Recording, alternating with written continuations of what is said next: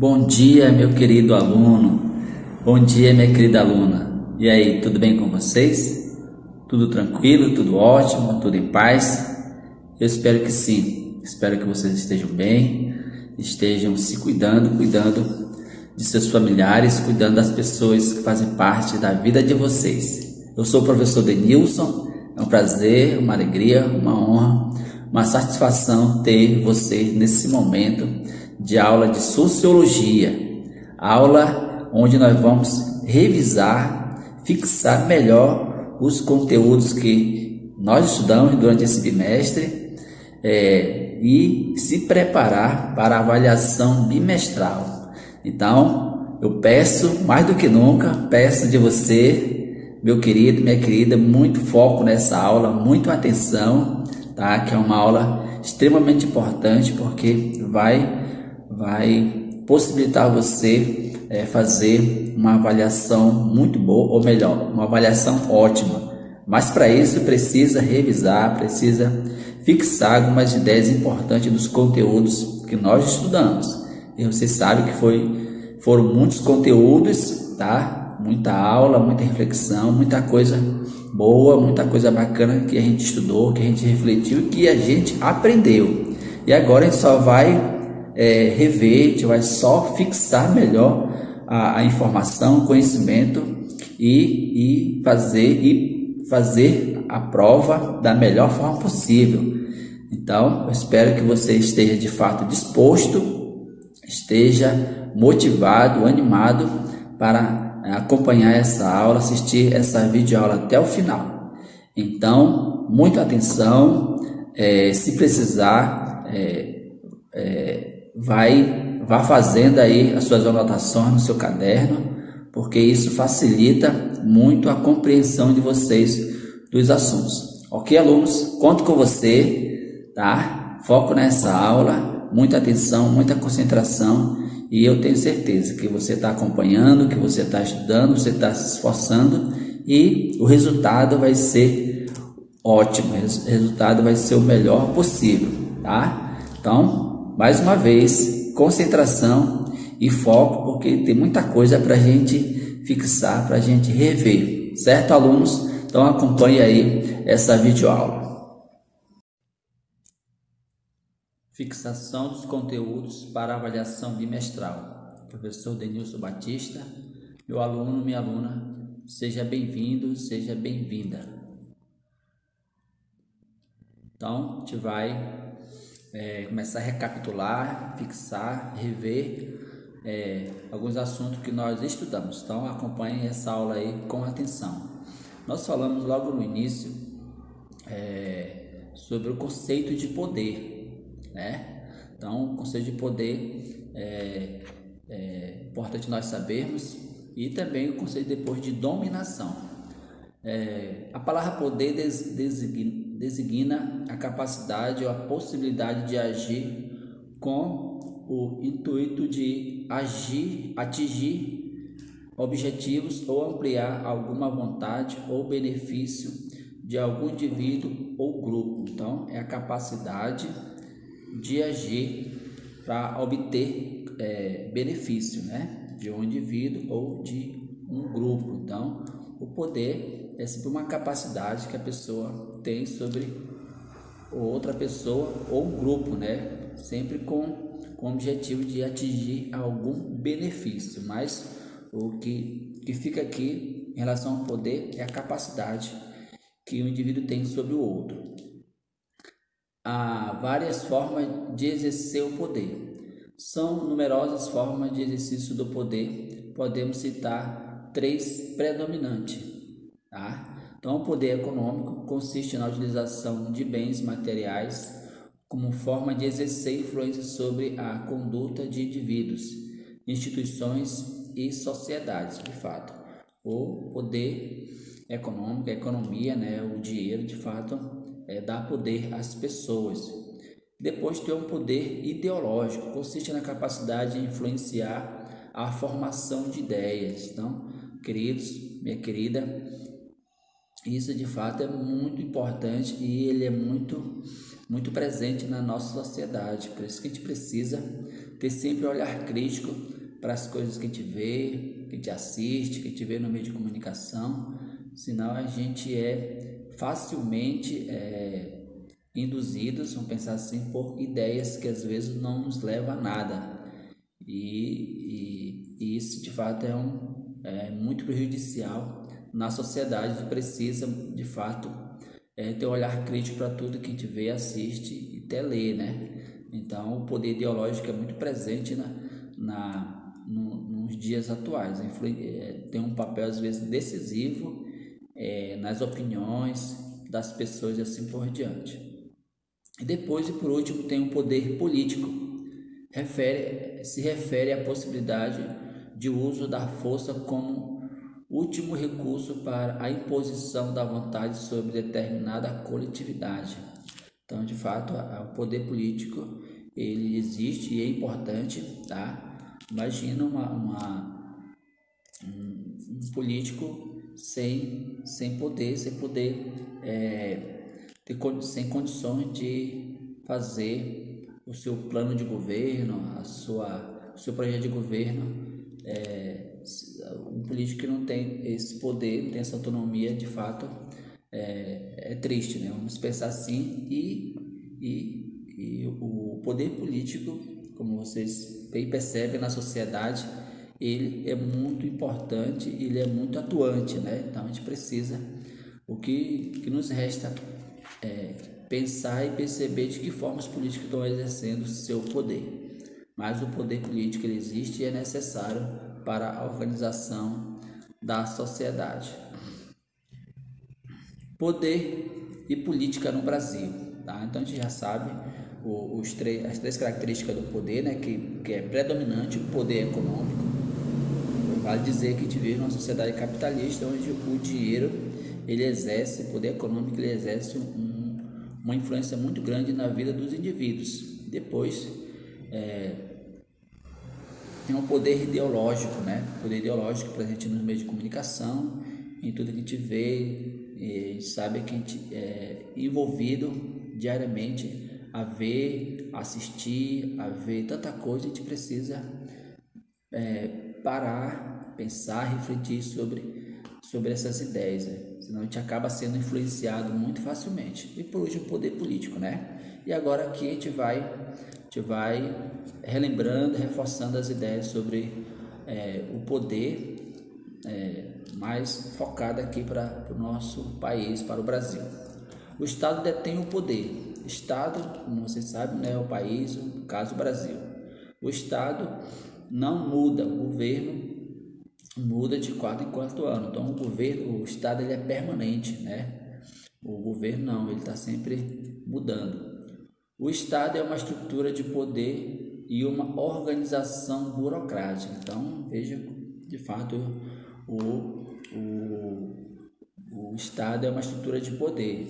Eu mostrei em algumas aulas para vocês a imagem lá da esplanada dos ministérios, que de fato expressa o poder político do nosso Brasil, da nossa nação. Como organização burocrática, o Estado pode ser dividido em 3 partes, tá? Vamos ver quais são essas 3 partes. O setor governamental são as agências decisórias, administrativas e regulares. Depois tem o setor produtivo, são empresas públicas, como a Petrobras, Caixa Econômica Federal, entre outras. Depois tem o setor financeiro, os bancos controlados pelo governo. Você sabe que tem os bancos públicos e os bancos privados, né? Os bancos públicos são controlados pelo governo, tá? E vamos avançando. Democracia participativa e representativa. Cientistas políticos têm defendido a tese de que a atual democracia não pode de modo algum se assemelhar àquela da Grécia Antiga. É diferente, tá, pessoal? Essa ideia que tem que ficar, né? A gente não pode pensar a democracia atual como a democracia da Grécia Antiga. Portanto, não pode mais ser direta, isto é, um sistema político no qual os cidadãos participam diretamente e não admite a existência de representantes. Então, tá aí hoje a nossa democracia ela é representativa, isto é, você escolhe alguém para lhe representar na política. A forma de democracia contemporânea tem as seguintes características, tá, turma? Isso aí é importante vocês se atentarem muito bem para essas características da nossa democracia. Ela é direta, aliás, ela não é direta, mas representativa, tá? A nossa democracia ela é representativa. Aqueles que obtêm a quantidade de votos necessária assumem o governo. Então, aqueles que têm mais votos assumem o governo, tá? Essa é uma característica. Os representantes, isto é, as lideranças, devem ter o poder para legislar e impor suas decisões. Por isso que o poder político é importante, tá? Os representantes precisam desse poder para poder legislar, tomar suas decisões, implementar seu projeto de governo. Para que esse procedimento funcione adequadamente, exige-se que as eleições sejam competitivas. No regime democrático, de fato, as eleições precisam ser competitivas, é uma característica também da nossa democracia. Participação de vários grupos políticos com propostas diferentes. Então, cada grupo político, como você bem sabe, tem a sua ideologia, tem a sua proposta, tem a sua ideia de governo. Como a todos os eleitores guardados algumas restrições, o mesmo peso político, cada cabeça um voto. Isso para que funcione a igualdade política. Então, você sabe, o voto de uma pessoa simples tem o mesmo valor do que o voto de uma pessoa rica, né? Então, igualdade política, certo? Isso é igualdade política. O sistema de partidos no Brasil.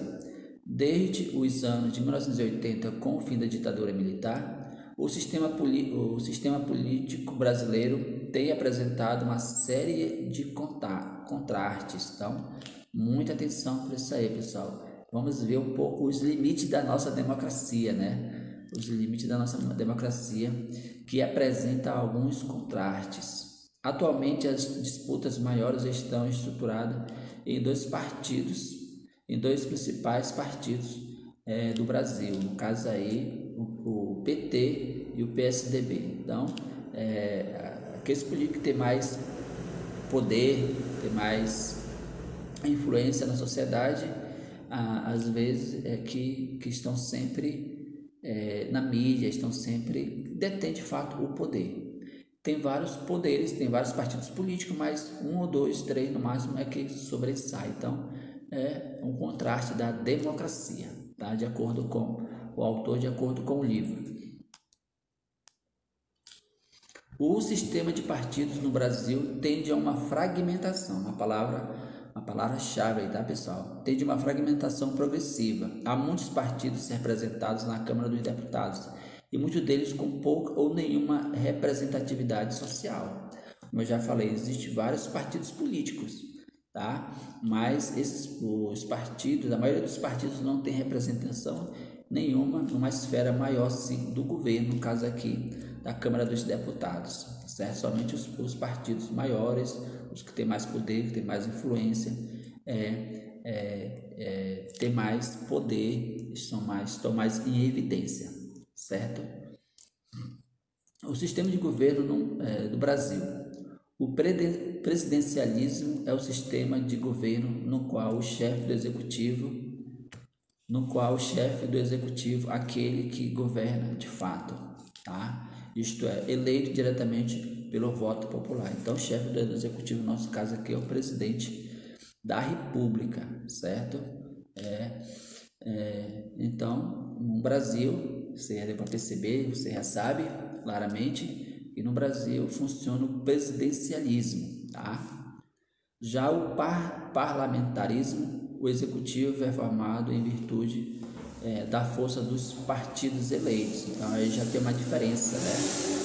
Enquanto o presidente ele é eleito pelo povo, escolhido pelo povo, de modo geral, o parlamentar ele é escolhido a partir dos partidos políticos, certo? Já a escolha vem dos partidos políticos, então limita bastante a participação da população. Coalizão refere-se a acordos entre partidos para ocupar cargos no governo. Então, uma expressão importante, né? Todo governo precisa fazer coalizão, sozinho ele não governa, então ele precisa de apoio. Quanto mais apoio, melhor para o governo. Muitas vezes a coalizão é feita para sustentar um governo, dando suporte político no legislativo, né? Aquilo que eu já falei, o governo não governa sozinho. O sistema político brasileiro disse ao fato de conjugar o pacto interpartidos. Quer dizer, ele tem que ter interferência, ele tem que saber lidar, saber se relacionar com os mais diversos partidos existentes. Assim, para governar, um presidente da República no Brasil não basta ter votos, ele precisa, logo depois de eleito, firmar acordo com outros partidos a fim de obter apoio, tá? Então, como eu já falei, não é o fato de ele ter sido eleito que já está tudo garantido para ele, não. Ele precisa realmente articular, saber lidar com os mais diversos políticos, mais diversas opiniões e, de fato, fazer uma coalizão, tá? Para poder ele efetivar o seu projeto de governo, tá? Esses apoios são fundamentais para assegurar a implementação das políticas governamentais com as quais ele se comprometeu às eleições. Então, de fato, é isso mesmo, né? Então, o presidente está aí. Para o presidente governar e governar bem, ele precisa de partidos estar bem, vamos pensar assim, estar em união com os partidos do presidente, sobretudo com o seu partido, e depois saber lidar com o interesse dos outros partidos e, sobretudo, pensar no interesse da sociedade, tá? E, por fim, fazer um trabalho com o apoio, tá? Com o apoio dos mais diversos partidos possível. Você acredita, aluno, que você acompanha, lê, você já tem uma experiência de que quanto mais apoio um governo tem, melhor ele pode implementar as suas ideias, seu projeto político e assim por diante. Cidadania é uma construção histórica, um assunto muito interessante, vale a pena a gente realmente compreender, porque tem a ver com a nossa cidadania, e tu sabe que do ponto de vista da sociologia tudo é uma construção. A nossa cidadania também ela foi construída. Cidadania civil, conquistada pelas sociedades ocidentais, se refere aos direitos fundamentais. Estas são a liberdade, a vida, a propriedade e a igualdade perante a lei. Então, cidadania civil, tá? Todo mundo tem direito à vida, à liberdade, de ter uma propriedade privada, de criar seu próprio negócio, de participar cada vez mais da vida em sociedade. É um direito que a pessoa tem.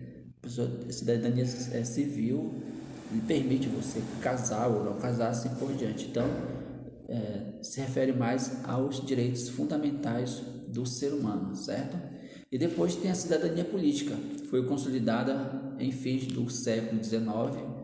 Ela corresponde ao direito de votar e ser votado, tá? Então, a cidadania política consiste, de fato, nesse aspecto. Cidadania social só foi alcançada pelas sociedades mais adiantadas economicamente. Ela corresponde às prerrogativas dos membros de uma sociedade de ter, na realidade, não apenas no texto da lei, acesso ao mínimo de bem-estar. Então, cidadania social é tudo aquilo que nos proporciona viver bem a nossa vida enquanto cidadão, enquanto pessoas de direito. E só para ampliar mais a cidadania social, consiste na moradia, na educação, na segurança, na saúde, tá? Tudo aquilo que que possibilita, favorece você viver bem na sociedade, é cidadania social. Beleza? Vamos continuar? A efetivação e a gestão dos direitos sociais exige uma eficiente máquina administrativa do poder executivo. De fato, é isso mesmo. Para a gente ter todos os nossos direitos garantidos, precisa de fato ter uma boa administração. O poder executivo precisa de fato fazer bem o seu papel. Estado em ação ou governo em ação. Em outras palavras, eles tomam decisões políticas e estas são chamadas de políticas públicas. De fato, uma das funções do governo é fazer políticas públicas para que o direito dos cidadãos seja de fato garantidos, tá? Cada vez mais o governo precisa criar políticas públicas para dar mais qualidade de vida à sua população. As políticas públicas implicam escolha de prioridades. Como vocês sabem, o governo ele tem seus limites, não dá para fazer tudo de uma vez, ele tem que priorizar algumas coisas para poder trabalhar em cima delas. No caso atual que está acontecendo, né, você sabe que no mundo todo, uma das prioridades deveria ser, né? Uma das prioridades no momento a saúde, desculpa. Então a saúde no momento está sendo a prioridade de todos os governos, certo? Continuando, os direitos sociais nunca estão garantidos para sempre. Eles dependem de pressão de grupos diferentes e concorrentes da sociedade para serem efetivados. Então, vocês sabem que do ponto de vista da sociologia, tudo é uma construção. Assim como nós construímos, adquirimos o nosso direito do ponto de vista social, a gente precisa cada vez mais lutar para que esses direitos sejam de fato efetivados, garantidos e trabalhar, fazer pressão frente ao governo para conseguirmos mais direitos e assim o cidadão, a gente, a população de modo geral, viver bem. Observação: em muitas empresas o salário das mulheres ainda é inferior ao de homens na mesma função. Então, só para dar o exemplo para vocês de que os direitos sociais é uma construção e que infelizmente ainda existe muita injustiça social, tá? No caso aí, uma mulher que ocupa a mesma função de um homem tem um salário inferior, certo? Tá dando para lembrar, né? Então, muito bem, continue focado aí, que tem muita coisa boa para a gente pensar e refletir junto para a gente relembrar. O clientelismo político no Brasil. O setor operacional do Estado, aquele que põe a máquina de decisões de políticas públicas para funcionar. Chamamos esse grupo de administração pública. Ela é responsável pelo dia a dia do Estado. Isso envolve desde os professores de universidades federais até integrantes da Polícia Federal. Esse corpo de funcionários segue uma carreira pública e é estável. Então, são os funcionários que passaram em concurso, que estudaram muito para passar em concurso e que tem agora uma carreira pública estável, isto é, a pessoa tem um emprego garantido. É mais difícil de a pessoa ficar desempregada. E essa é uma forma que tem no governo e através do concurso público, e a pessoa vai trabalhar para o governo, para o Estado, tá? Mas tem outras formas que a gente vai ver de prestação de serviço para o Estado. Mas há outra parte que ocupa o Estado e põe o governo em ação. Há duas questões a considerar a respeito desse grupo. Então vamos ver. Os governos eleitos precisam de assessores afinados com os propósitos de seu partido, com valores ideológicos. Então, o governo eleito ele escolhe as pessoas que vão trabalhar com ele, as pessoas que têm o mesmo pensamento, as mesmas ideias. Assim, o governo leva consigo um número muito grande de assistentes políticos. Então, como você bem sabe, né? De fato é isso que acontece na prática. O governo leva muita gente para fazer parte do seu grupo político e trabalhar para ele, para o governo dele. Os governos utilizam os cargos chamados de nomeação livre, nomeiam cabos eleitorais, funcionários do seu partido, líderes políticos aliados a ele, mas ele não se elege, etc.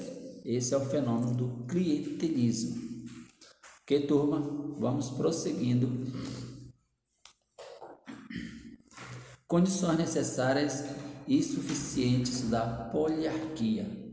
É preciso toda a cautela ao dizer que a igualdade jurídica e a igualdade política são desprovidas de importância. A igualdade jurídica, todos são iguais perante a lei, isso a gente já sabe, né? Todos são iguais perante a lei. E a igualdade política, os votos de todos têm o mesmo valor. Também isso aí a gente já sabe, mas vamos ver que tem coisa interessante aí. São condições fundamentais das modernas poliarquias, das democracias. E nenhum regime que se pretenda democrático, isto é, politicamente competitivo, pode dispensá-los. Então, é uma condição da democracia. Direito, igualdade jurídica e igualdade política, certo? Igualdade jurídica é reconhecimento da igualdade de todos os homens e de todas as mulheres, independentemente de sua origem social perante a lei. No entanto, se essas são condições necessárias, não são condições suficientes. Olha aí, aqui que está o detalhe importante. Não são condições, no entanto, essas são condições necessárias, mas não são condições suficientes. Então, esse é o ponto-chave da questão. Essas situações, igualdade jurídica e igualdade política, são de fato necessárias, mas não são condições suficientes para que haja de fato, na realidade, na prática, condições jurídica e política. A igualdade jurídica e a igualdade política operam sempre num contexto social, cujas características podem torná-la mais ou menos efetivas, mais ou menos reais. Tá? Então, pode se tornar mais ou menos, fica sempre no mais ou menos, nunca de forma ideal. Uma excessiva desigualdade econômica, cultural, organizacional, informacional, de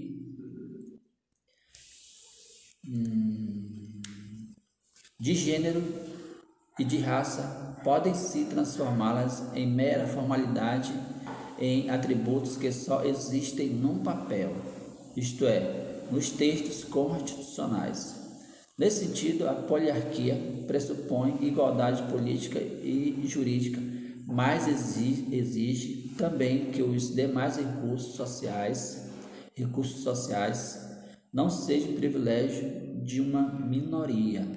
Então, turma, aqui tem algumas ideias importantes. Você sabe que a formação intelectual, a formação acadêmica, a formação crítica do cidadão não chega para todos. Então, nem todos vão ter a mesma percepção da realidade, tá? Tem muita, do ponto de vista da formação, tem muita informação e pouca formação, e isso vai dar às pessoas visões de sociedade, visão de política, até visão de justiça muito diferente. Então, a desigualdade já começa por aí. O limite da democracia já começa por aí também.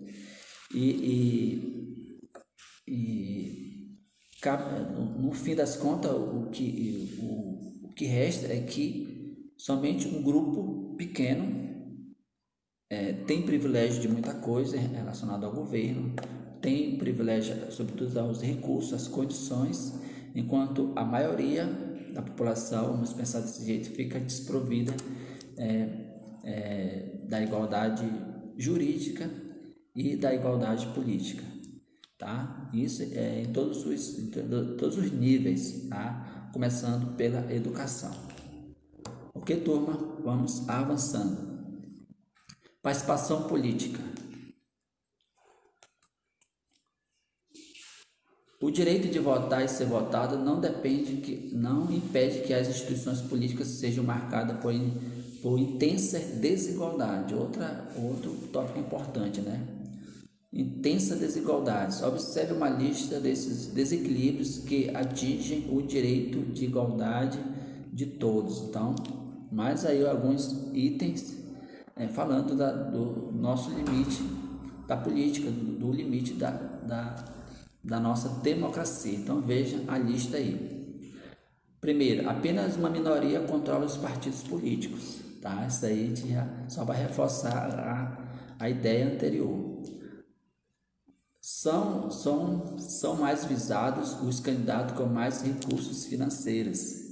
O voto de um empresário rico que financia a campanha eleitoral vale muito mais do que o voto de um cidadão comum, ok? Empresário que apoia um candidato, ele tem recurso financeiro, vai trabalhar, vai fazer campanha, por isso que se diz que o voto dele vale mais do que uma pessoa comum. 4. Irresponsabilidade política dos políticos profissionais. Então, isso acontece, não são todos, mas muitos deles não. Depois que estão no poder, exercem o poder, não trabalham, não prestam conta, não corresponde ao interesse da população, tá? 5. Leitor desprovido de todos os recursos já discutidos tem bem menos condições de tomar a melhor decisão. Então, como a gente já refletiu, né? Existe eleitores, muitas pessoas analfabetas do ponto de vista da política. Aquelas pessoas que dizem que não estão nem aí para política, que política sempre foi a mesma coisa e nunca que vai mudar. Essas ideias, pessoas que falam isso, a gente pode entender que elas estão desprovidas dos recursos, tá? Para poder fazer uma boa escolha, para poder tomar uma boa decisão, certo? 6. Nem todos os eleitores têm o mesmo interesse por político. Então, o 6 só vem reforçar o 5, né? As pessoas, muita gente não tem interesse nenhum por política, tá? E simplesmente lavam, como se diz no ditado popular, lavam as mãos. Mas aí, como você sabe, tudo tem uma consequência. Quem não gosta de política vai ser governado por quem gosta. É preciso lembrar que a política não se encerra num ato de votar e no processo eleitoral. Diversos grupos sociais ativam seus recursos para atender e influenciar as decisões políticas. Nesse momento, todas as desigualdades se traduzem de forma bastante intensa em desigualdade política. Dessa maneira, o regime político democrático concede poder principalmente aos grupos minoritários que controlam os importantes recursos sociais. Desse sentido, como sugere o cientista político Caroli, não basta que atenção, tá, pessoal? Muita atenção para o fechamento dessa reflexão com a ideia de Caroli. Não basta democratizar as estruturas de poder. É preciso democratizar a sociedade como um todo, certo? Essa é uma ideia importante. Ok, isso aqui a gente já fez. Vamos avançando. O que tem mais aqui? Isso aqui também já fez. Concluindo por aqui. Então, turma, essa foi nossa pequena revisão. Peço para vocês ler mais um pouco em casa, com atenção, vendo os assuntos com cuidado. A leitura, ela é muito importante, né?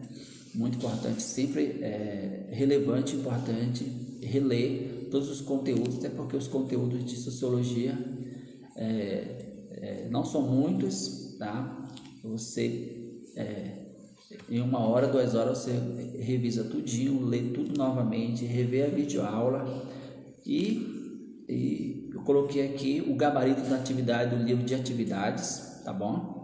da página 7 a 10, você vai conferir aí onde você errou, onde você acertou, confira direitinho aí e veja por que você errou, retome algumas leituras para você realmente fixar bem as informações. E tem aí o exercício de fixação em PDF que eu irei enviar para vocês. Respondam com atenção e com bastante tranquilidade, não precisa pressa. Lembre-se, quando você estiver lendo e estudando, não é só para fazer a tarefa porque o professor mandou, pediu, mas lembre que você está estudando, fazendo suas tarefas e está adquirindo, fixando aquelas informações importantes, e dessa forma você vai estar bem preparado para a prova. Eu acredito muito nisso, porque se você estudou, você acompanhou as aulas, você fez as atividades, você sabe, não precisa nem ficar preocupado. Se você estudou, você fez as atividades, acompanhou as videoaulas, fez tudo direitinho, fique tranquilo, porque você já adquiriu conhecimento. É só reforçar com a leitura e fixar melhor as ideias, tá? Fico por aqui, meu muito obrigado, um grande abraço do professor Denilson e até a próxima.